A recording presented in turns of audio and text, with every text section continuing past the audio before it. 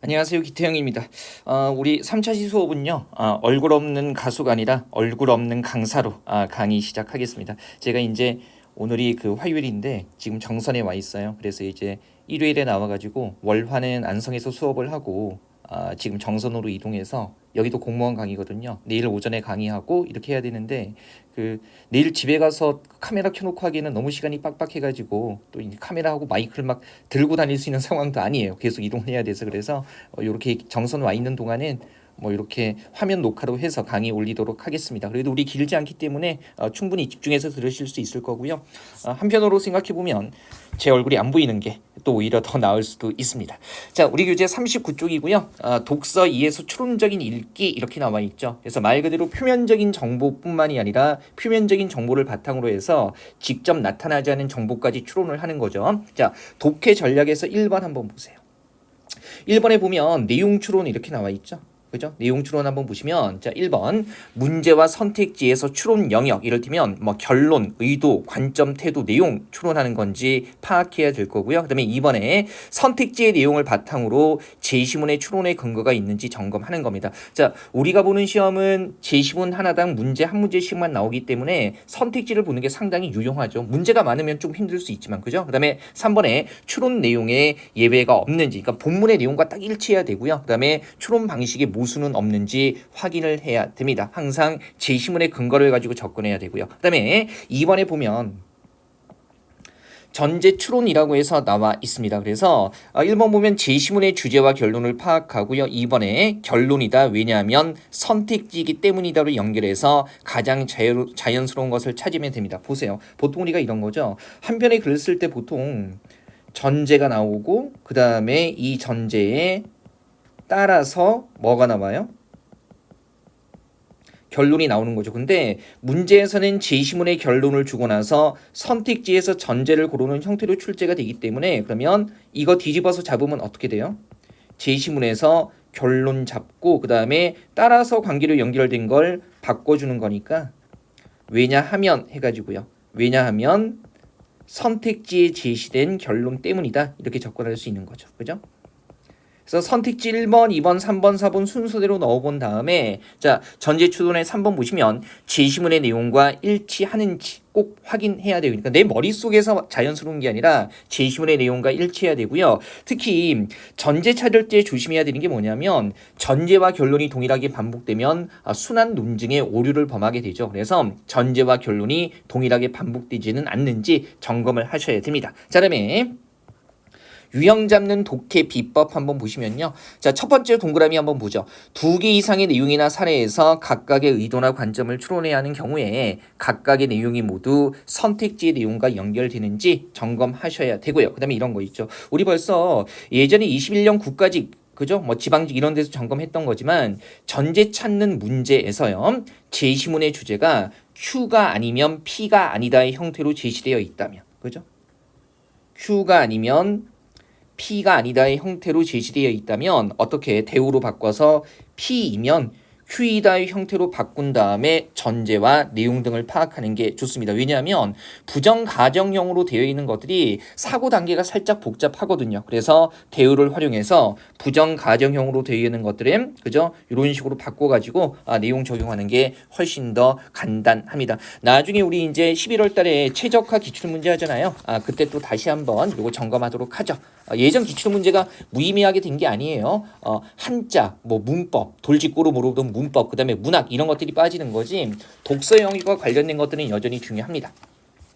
자, 대표 기출문제 한번 보죠. 이제 여러분들 제가 하도 강조를 많이 해가지고요. 예시 문제 풀이다 보셨을 거고 보세요. 이제 여러분들이 좀 한 걸음 생각해야 되는 건 일단 사실적인 읽기나 추론적인 읽기에서 정답은요. 언제나 제시문의 핵심과 관련될 수밖에 없다는 거 그 생각을 하셔야 됩니다. 보세요. 우리 왜 시험 문제를 낼 때 귀퉁이에 있는 것들을 일일이 확인할 수 있는가를 내는 건 아니거든요. 항상 출제자들은요. 이 글의 핵심과 이 글에서 말하고자 하는 바를 정확하게 이해할 수 있는가 여기에 초점 맞춰서 문제를 내기 때문에 제시문의 핵심, 그 다음에 주제 이런 것들과 관련된 것들이 답이 될 수밖에 없어요. 그래서 그거 항상 염두에 두면서 좀 능동적으로 읽는 훈련을 하셔야 되죠. 계속 그렇게 훈련을 하셔야 실제 현장에서도요 정확하고 빠르게 답을 찾을 수 있는 거죠. 자, 대기 1번 대표 기출 문제 1번은요 40쪽이에요. 추론한 내용으로 가장 적절한 것 이렇게 얘기하고 있고요. 선택지 보죠. 일단 보니까 무정 1번에 고소설, 그다음에 회기의 크로노토프 부정한다는 점에서 공통적이다라고 해가지고요. 일단 둘 다 확인해야 되는 거네요. 이런 범주는 사실적인 읽기에서도 우리가 주의해서 봤던 거죠. 그다음에 2번에 영웅소설 주인공, 그다음에 무정의 이형식, 그리고 이상적 원점 상실했다는 게 공통점이다. 자, 둘 다인지 확인하셔야 될 거고요. 그다음에 무정에서 이형식, 박영채 결합했다면 새로운 미래 종결점에 도달한대요. 그죠? 그러면 결합하는 게 어떤 의미가 있는지 확인해야 될 거고요. 그다음에 4번에 가정소설, 가족 구성원, 평화, 공존, 결말, 그다음에 상실 원점으로 복귀를 거부한다. 이렇게 나와 있네요. 가정소설에 대한 얘기 나와 있겠죠? 자, 볼게요. 그러면 1문단에서 핵심 잡을 수 있겠어요? 크로노토프의 기본적인 개념을 얘기해 주면서 지금 여기서 크로노토프의 관점에서 보면 고소설과 근대소설의 차이를 명확하게 파악할 수 있다 그러면 이 제시문의 주제는 뭐인 거예요? 크로노토프의 관점에서 고소설과 근대소설의 차이를 그죠? 설명해 주려고 하는 거죠. 그러면 이 정보가 답의 결정적인 근거가 될 수밖에 없는 거예요. 한번 가보죠. 그러면 크게 두 가지로 나눠서 설명하고 있으니까 가볼게요. 고소설 같은 경우는 그죠? 돌아가야 할 원점이 있고요. 그 다음에 영웅소설에서라면 자, 이 안에서 다시 나눠서 설명하고 있기 때문에 다시 여기서 동그라미 세모 치면 복잡하잖아요. 그래서 자, 이렇게 영웅소설에서라면 중세의 인륜이 원형대로 보존된 거고, 가정소설에서라면 가장 중심의 가족 구성원이 평화롭게 공존하는 곳이래요. 그게 원점이 되는 거고요. 그 다음에 고소설에서 주인공은 적대자에 의해서, 그죠? 고소설의 특징이죠. 원점에서 분리되고요. 그 다음에 그들의 목표는 상실한 원점을 회복하는 것이다. 즉 이라고 풀이해주고 있네요. 즉 향유했던 이상적 상태로 돌아가는 것. 그러니까 이상적인 원점 상실했기 때문에 거기로 돌아가는 거래요. 그래서 주인공이 도달해야 할 종결점이라는 것은 새로운 미래가 아니라 다시 도래해야 할 뭡니까? 과거로서의 미래라는 거. 그러면 이상했던 원점을 나중에 회복한다는 거죠. 그래서 이런 것들을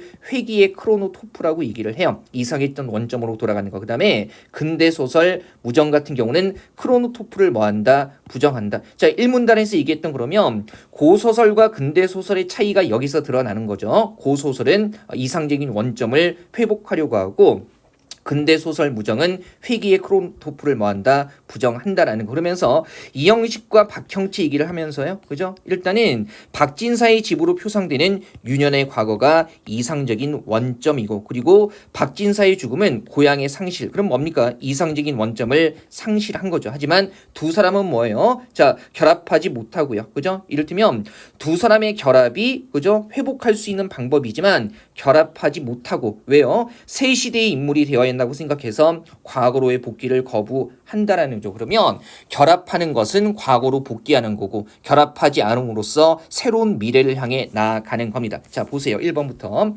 무정과 고소설은 회기의 크로노토프를 부정한다는 점에서 공통적입니까? 아니죠. 이것은 어디에만 해당하는 겁니까? 보세요. 무정이 뭐 하는 거예요? 부정하는 거고, 고소설은 아닌 거죠. 다른 범주에 있는 내용이 연결했기 때문에 역시 1번 안 되는 거고요. 그다음에 2번에 영웅소설의 주인공, 그죠?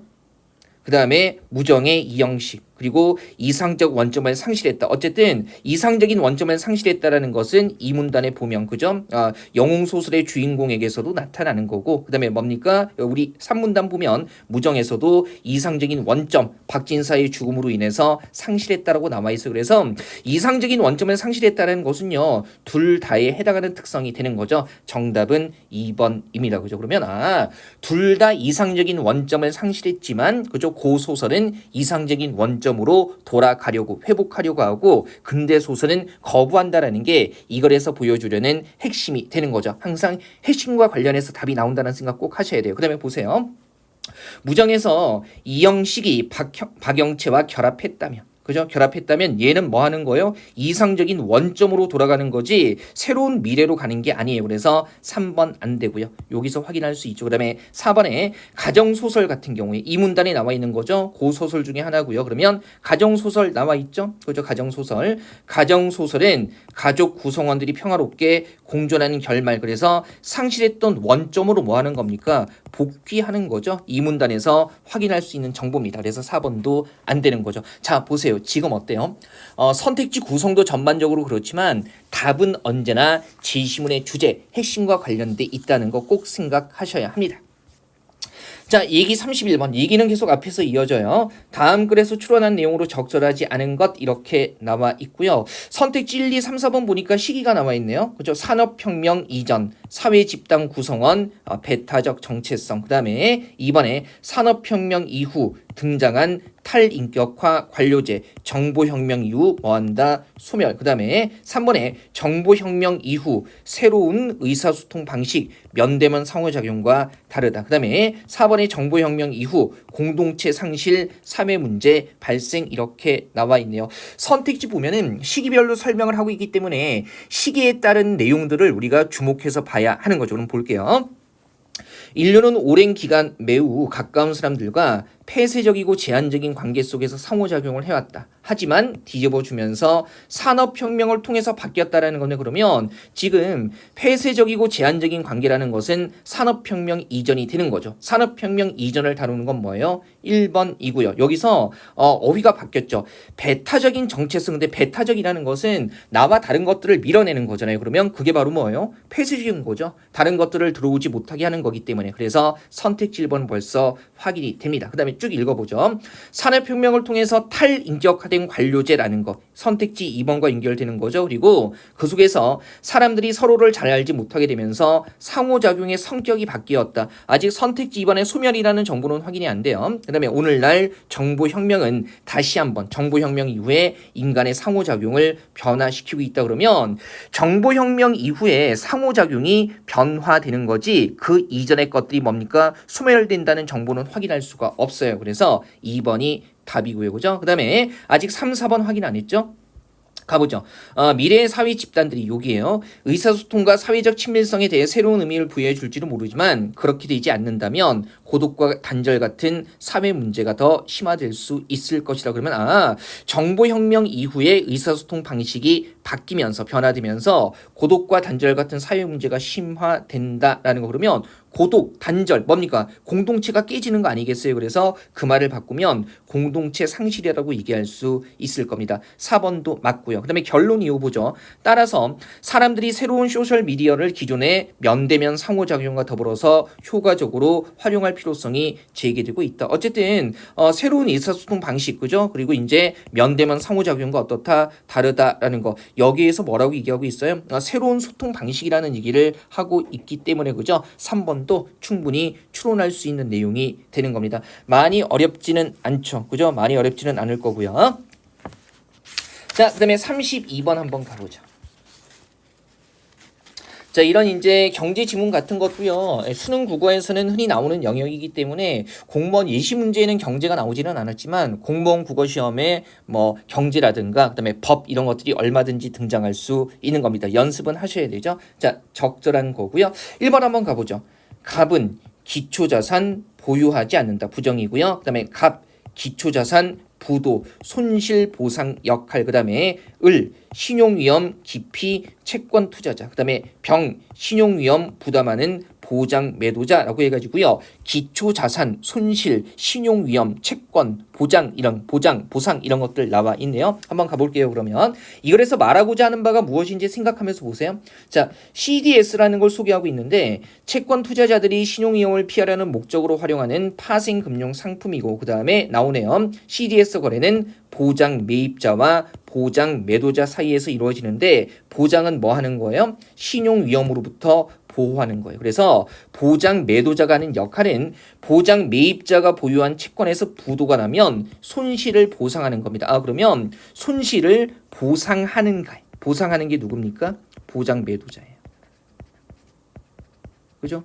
매도 그다음에 뭐 매입 뜻을 몰라도 우리가 일단 확인해야 되는 정보는 손실 보상하는 게 보장 매도자라는 거죠. 그다음에 CDS 거래를 통해 채권의 신용 위험은 보장 매입자로부터 보장 매도자로 이전된다. 뭐 내용 흐름 보면서 본다면 보장 매입자로부터 신용 위험이 뭡니까? 보장 매도자로 갈 수밖에 없는 거죠. 왜? 이 사람이 보상해 주는 거니까. 그래서 CDS 거래에서 신용 위험이 이전에 일어나는 대상 자산을 기초 자산이라고 하고요. 그래서 예 들어주고 있죠. 자, 갑을병이 여기서 나오네요. 가령 은행 갑은 기업 을이 발행한 채권을 매입하면서 그러면 은행 갑이 을의 채권을 매입 사들이는 거니까 이 사람이 뭐가 되는 거예요? 갑이 채권 매입자, 채권 투자자가 되는 거죠.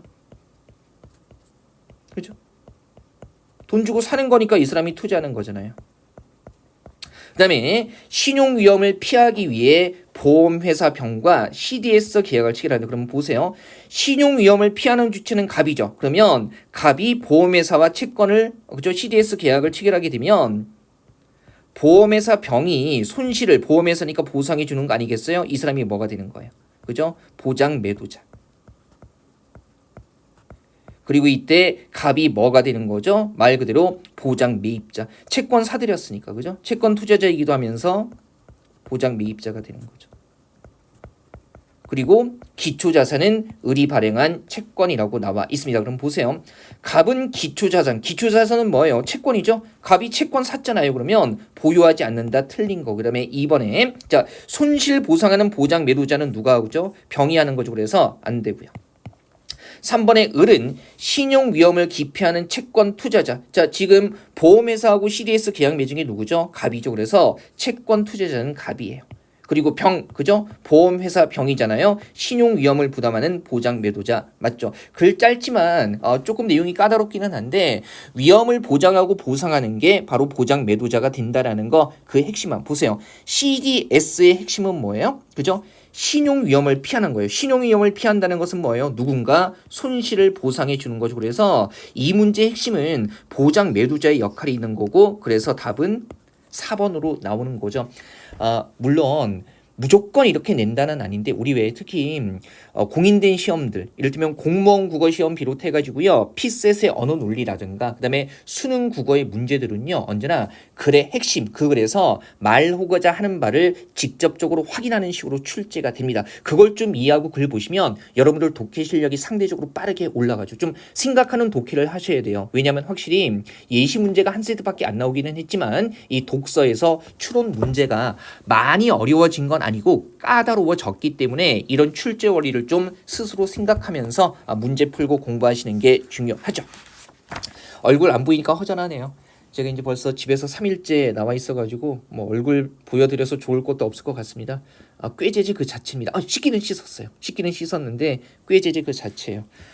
이 아이패드에도 카메라 연결해서 조그맣게 나오면 좋을 텐데 이게 또 그런 건 쉽지가 않네요. 자, 우리 34번까지 볼 거예요. 다음 글에서 추론한 내용으로 적절한 거고요. 그 다음에 1번에 보죠. 예전 도야지 해당 개념 지금은 사라졌다. 없어졌다는 거죠. 그죠? 개념이에요. 개념. 그 다음에 2번에 예전에 도야지의 하이어. 하이어라는 건 뭐예요? 그죠? 한 단어가 다른 단어의 종류상 포함될 때 하이어가 되는 거죠. 그리고 의미가 하이어면 한정적이고요. 그 다음에 3번. 지금 돼지 예전에 둬야지 그 다음에 나타내는 개념이 어떻다 다르다 이렇게 나와 있어요. 그죠? 그러면 4번에 예전 둬야지 개념을 나타내기 위해 지금은 하나 고유어 단어가 사용된다라고 나와 있어요. 그래서 뭔지 모르지만 예전에 둬야지의 개념을 나타내는 단어가 지금 사용된다라고 나와 있죠. 가보죠. 지금 일단 보시면 뭐 내용은 단순해요. 어린 말은 망아지, 어린 소는 송아지, 어린 개는 강아지 알고 있는 말이고요. 이들은 모두 사람들이 친숙하게 기르는 가축이라는 공통점이 있고 새끼를 나타내는 단어가 모두 아지로 끝난다는 점이 흥미롭다. 그런데 자, 중요한 정보는 이후에 나오겠죠. 돼지도 흔한 가축인데 현대 국어에서는 그죠? 현대 국어에서는 어린 돼지를 가리키는 고유어 단어가 따로 없다라고 얘기를 하고 있네요. 그죠? 자, 끝까지 한번 가보죠. 현대 국어에는 어린 돼지를 가리키는 단어가 따로 없대요. 예전에는 지금의 돼지를 의미하는 말인 뭐가 있어요? 지금의 돼지를 뜻하는 말인 돛이 있었다라는 거죠. 그러면 과거에 돛이라는 말이 지금의 뭐하고 돼지. 그다음에 돛에 아지가 붙어서 돛의 새끼, 돼지의 새끼죠, 그죠? 돼지 새끼 이러면 욕 같으니까 돼지의 새끼를 의미하는 말로 도야지가 쓰였다 그러면 예전에는 뭡니까? 자, 돛은 돼지하고 동일한 의미였었고 그 다음에 도야지는 예전에 뭡니까? 돼지 새끼라고 쓰면 이상하니까 새끼 돼지라고 쓸게요. 귀엽게. 그죠? 그 다음에 다만 현대국어의 표준어에서 돛이 사라지고 돛의 자리를 뭡니까? 도야지의 형태가 바뀐 돼지가 차지하게 되면서 이런 거죠. 도야지의 형태가 현대국어에서 뭐로? 돼지로 바뀌고 그 다음에 이게 뭐예요? 돛의 자리를 차지했다 그러면 이것이 앞에서 얘기했던 거네요. 그죠? 돛이 돼지를 뜻하는 말이야. 그래서 돼지가 차지하게 되면서 가축과 그 새끼를 나타내는 고유어의 체계에서 어린 돼지를 가리키는 고유어 단어가 없어지게 됐죠. 다만 어린 돼지를 인식하지 못하는 것은 아니라는 거니까 개념적으로는 어린 돼지라는 개념이 남아 있는데 어린 돼지를 따로 나타내는 고유어 단어가 없어졌다라는 거죠. 그럼 보세요. 1번에 예전에 도야지 새끼 돼지에 해당하는 개념이 사라진 게 아니죠. 어린 돼지를 인식하지 못하는 것은 아니라고 나와 있으니까 안 돼요. 그 다음에 2번에 예전에 돛 뭡니까? 돼지죠. 그러면 도야지는 새끼 돼지, 돛은 뭡니까? 돼지 전체를 뜻하는 거니까 얘가 범주가 크잖아요. 그래서 돛 자체가 뭐가 되는 거예요? 상이어고 의미가 더 포괄적인 거죠. 그죠? 자, 2번도 안 되고요. 그러면 3번에 지금의 돼지와 예전의 도야지가 나타내는 개념은 다르다. 그렇죠. 지금의 돼지는 돛 대신 즉 돼지 전체를 뜻하는 거고 예전의 도야지는 새끼 돼지를 뜻하는 거니까 핵심이죠. 그죠? 어차피 왜 돼지에만 그죠? 새끼를 뜻하는 말이 사라졌는가가 이 글에서 말하고자 하는 핵심이기 때문에 도야지의 의미 그리고 그 도야지가 현대에도 여전히 남아 있는가 이런 것들이 핵심이 되는 거죠. 핵심과 관련지어서 이해하세요. 그다음에 4번에 예전의 도야지 개념을 나타내기 위해 예전의 도야지 개념은 뭐예요? 새끼 돼지. 그죠? 근데 예전의 도야지 개념을 나타내기 위해 지금은 하나의 고유어 단어가 사용된다. 지금은 도야지 즉 어린 돼지를 가리키는 고유어 단어가 어떻다 없다 그랬으니까 4번도 안 되는 거죠. 그죠? 자, 다소 복잡해 보이기는 하지만 돛과 도야지의 의미 그다음에 역사적인 변화 과정만 잘 인지하시면 되는 거죠. 자, 우리 7강에서는 34강까지 볼 거예요. 이번에 적절한 거 얘기하고 있고요. 한번 가보죠. 보니까 선택지 보니까 간접 점유, 피아노, 소유권, 공시 방법이 아니래요. 그죠? 요거 부정형이고 그다음에 이번에 피아노, 소유권, 공시. 그죠? 공시되려면 피아노, 직접 점유, 간접 점유 둘 중에 하나를 갖춰야 되고요. 그다음에 3번에 자, 피아노에 직접 점유자가 있으면 피아노의 간접 점유자는 소유자가 아니다. 그 다음에 4번에 하나의 동산에 직접 점유자가 있으려면 간접 점유자도 있어야 한다. 이렇게 나와 있네요. 자, 한번 가보죠. 제시문 전체 보면 일단 점유와 공시라는 게 핵심이 된다는 거 생각할 수 있을 거고요. 자, 가보죠. 요거 보셨을 텐데 요거 오타예요. 죄송합니다. 그죠? 공시되려면 이렇게 돼야 되죠. 공시되려면 제가 저기 카페에 요거 수정해 가지고 다시 올려놨거든요. 그래서 한번 보시면 될 것 같아요. 짜잘한 오타 수정해 가지고 자, 뭐 문제 푸는데 무리는 없었죠? 죄송합니다. 고개 숙이고 있는데 영상이 안 나와 가지고 자, 보죠. 물건을 사용하고 있는 사람이 그 물건의 주인일까? 점유란 개념을 설명하고 있죠. 물건에 대한 사실상의 지배예요. 이에 비해서 소유란 사용 수익 처분할 수 있는 권리. 그러면 우리 보세요. 내가 빌린 물건 같은 경우에 그 물건을 갖고 있지만 점유하고 있지만 빌린 거니까 처분할 수 있는 권리가 있는 게 아니잖아요. 그래서 점유와 소유가 다른 거예요. 자, 따라서 결론 점유자와 소유자가 항상 일치하지는 않는다라는 이를테면 내 물건을 내가 갖고 있으면 그죠? 소유이면서 점유인 거고 내 물건을 다른 사람에게 빌려주면 소유자는 난데 점유자는 타인이 되는 거죠. 충분히 이해할 수 있죠.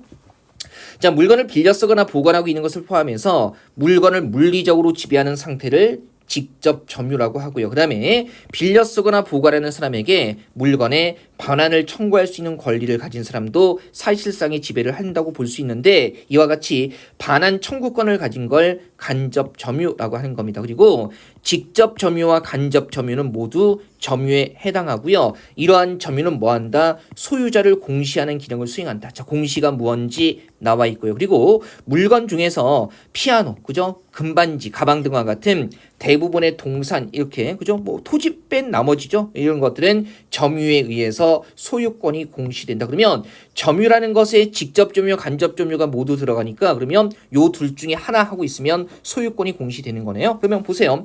간접 점유 1번이죠. 피아노 소유권에 대한 공시 방법이 아니다는 틀린 거죠. 왜요? 직접 점유와 간접 점유가 모두 어디에 포함되니까 점유에 포함되고 그다음에 점유는 뭡니까? 소유권을 공시하는 방법이니까 간접 점유를 하더라도 소유권을 공시할 수 있는 거죠. 그다음에 2번에 피아노에 대한 소유권이 공시되려면 그죠? 피아노에 대한 직접 점유나 간접 점유 중 하나를 갖춰야 한다. 어쨌든 점유라는 게 공시의 방법이 되는 거니까 2번 맞는 거죠. 그죠? 우리 왜 직접 점유, 간접 점유가 모두 뭡니까? 점유고 점유를 하면 뭐 할 수 있는 거예요? 공시하는 거니까 이거 둘 중에 하나를 하면 직접 점유나 간접 점유 둘 중에 하나를 하면 당연히 공시는 자동으로 되는 겁니다. 그죠? 그다음에 3번에 피아노에 직접 점유자가 있으면 간접 점유자는 소유자가 아니죠. 내 피아노를 다른 사람에게 빌려줬으면 다른 사람이 직접 점유자가 되고 나는 반환을 청구할 수 있는 간접 점유자이면서 그 피아노의 소유자가 되는 겁니다. 그래서 3번도 안 되는 거고 그다음에 4번은 반대로 가야 되죠. 하나의 동산에 직접 점유자가 있으려면 간접 점유자도 있어야 한다. 아니죠. 간접 점유자는 뭡니까? 빌려 쓰거나 보관하는 거니까 그러면 간접 점유하려면 빌려 쓰려면 직접 점유자가 있어야 되죠. 그래서 4번은 오히려 바뀌어야 되는 겁니다. 크게 어렵지는 않았을 거예요. 자, 항상 모든 독서 문제는 핵심에서 출발한다는 거 계속 그거 생각하면서 문제 푸셔야 됩니다. 자, 7강은요. 이렇게 해서 마무리할게요.